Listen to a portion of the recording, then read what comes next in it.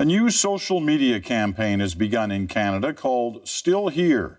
Its goal, to fight the stigma surrounding dementia, and the need is urgent. Today, about 750,000 Canadians are living with dementia, but that number is expected to double by 2030, triple by 2050. Alzheimer's is the most common form of the condition, but there are more than 100 other possible causes. Vicodopia now on Still Here and the hope out there. This is how Phyllis Fair tries to keep her hand-eye coordination sharp. She turned to archery after being diagnosed with dementia. In the beginning, nobody believed me.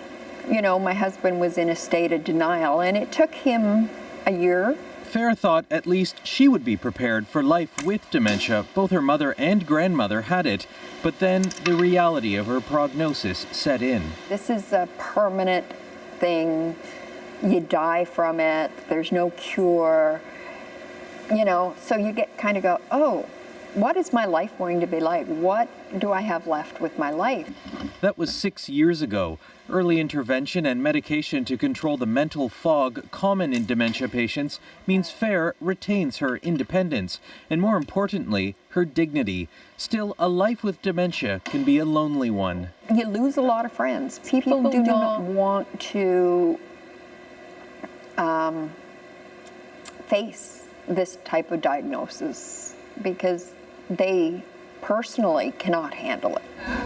With the launch of its new campaign, the Alzheimer Society wants Canadians to know dementia patients can still lead rewarding lives, and they shouldn't be handled as though their lives are over. The way that people experience this illness is very much influenced by the way that they're treated by people around them.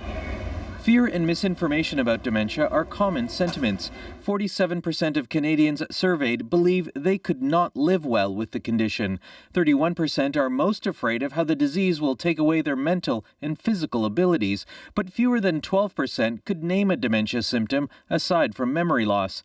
Grim views that might even hurt patients. They edit themselves into silence for fear of being judged.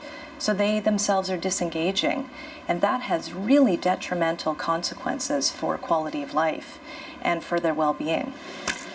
As for Phyllis Fair, she knows she'll gradually deteriorate, but she believes her early efforts to keep her mind engaged are on target. Vicodopia, CBC News, Toronto.